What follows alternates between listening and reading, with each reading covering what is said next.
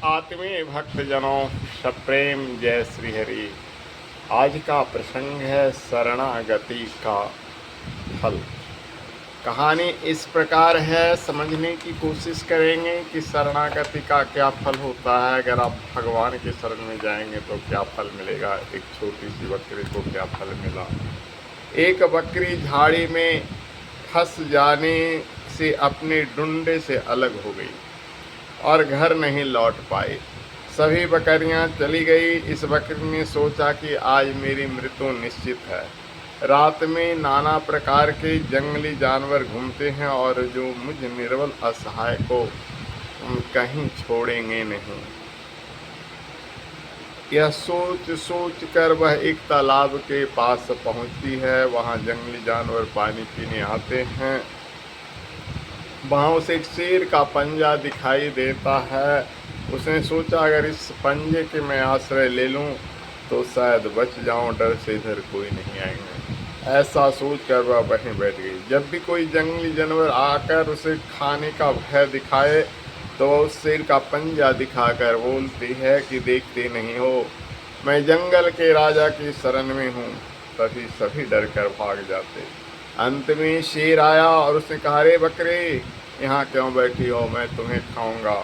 बकरी ने कहा, महाराज आप तो जंगल के राजा हैं, आप तो सभी के शिकार कर सकते हैं। मैं तो आपके आश्रय में हूँ, मैं तो एक तुच्छ निर्बल जानवर हूँ और आपका शरण लेकर बैठी हूँ। जब भी कोई यहाँ आता है तो मैं आपकी दुहाई देता हूँ कि देखते नहीं हो, मैं जंगल के राजा के शरण में हूँ।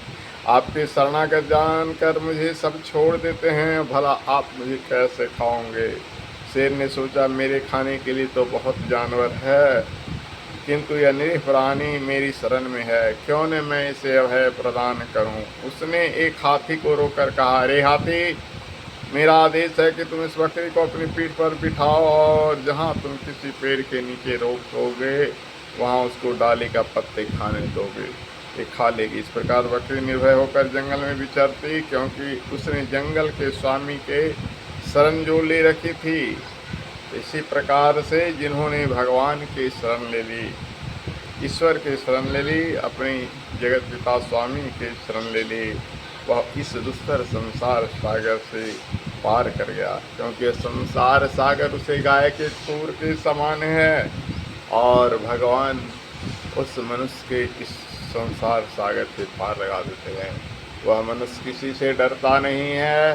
जो ईश्वर का भक्त होता है वो निर्भय हो जाता है। यथा ध्योच पृथ्वी च माँ विवेदे माँ रिष्यता एवं माँ प्राणा माँ विवे। अथर्ववेद का यह अभय सूक्त है। जिस तरह से धरती आकाश अंतरिक्ष न किसी से डरते हैं न किसी पर गुस्सा करते हैं, ऐसे ही ईश्वर का जो भक्त होता है वह सदा निर्भय होता है। तो आइए हम सब ईश्वर की शरण लें और निर्भय रहें, सदा सुरक्षित रहें। हरि ओम।